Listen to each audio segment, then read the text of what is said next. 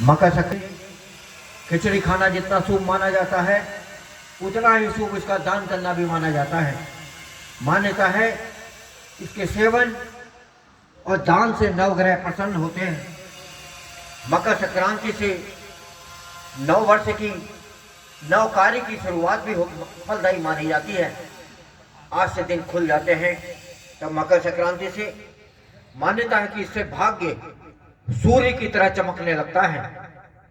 श्रीमद् भागवत के अध्याय का पाठ करना या सुनना और भी ज्यादा महत्व माना जाता है। इस दिन नए अन्न, कंबल, तिल और घी का दान और भोजन में खिचड़ी बनाकर भगवान को समर्पित प्रसाद के रूप में हमें ग्रहण करने का सौभाग्य कल 14 जनवरी को यहाँ मिलेगा।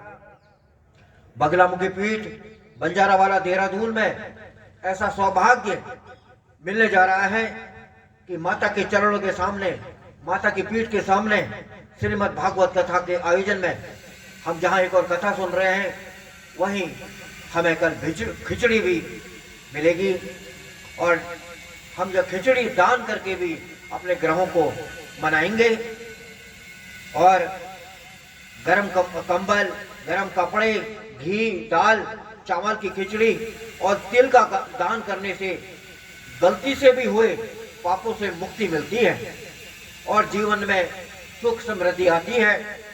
मकर संक्रांति के दिन सूर्यदेव अपने पुत्र शनि के घर जाते हैं। मकर संक्रांति से ही ऋतु परिवर्तन भी होने लगता है। दान पुण्य जैसे कार्यों का बड़ा महत्व आज से माने जाने लगता है।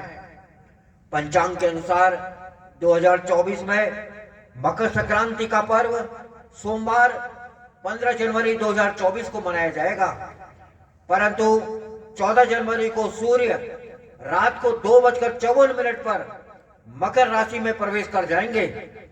मकर संक्रांति का महापुण्य काल कल सुबह 7:15 से सुबह 9:06 तक है, अगले दिन तक है।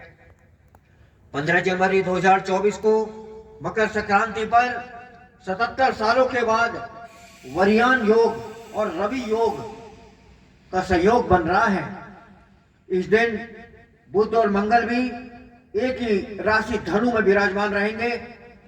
5 साल बाद मकर संक्रांति सोमवार के दिन पड़ रही है। ऐसे में सूर्य के संग हमें शिव का आशीर्वाद भी मिलेगा। मां पीताम्बरा पीठ में जो दिव्य शिवलिंग है, वहां पर आप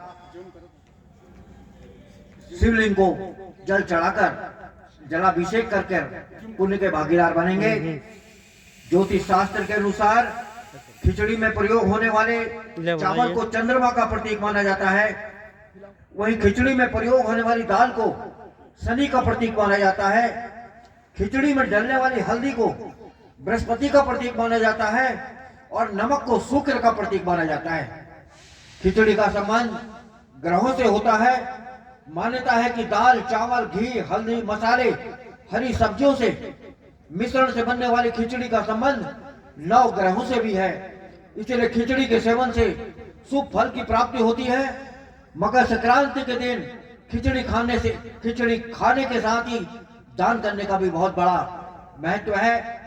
खिचड़ी के चावल का संबंध जैसे मैंने बताया 9 ग्रहों से है, चंद्रमा से, नमक का सूर्य से, हल्दी का गुरु से, हरी सब्जियों का बुध से, खिचड़ी के ताप का संबंध मंगल ग्रह से होता है। मकर संक्रांति पर बनने वाली खिचड़ी में काली उड़द की दाल और तिल का प्रयोग किया जाता है, जिसके दान और सेवन से सूर्य देव और शनि महाराज की कृपा प्राप्त होती है।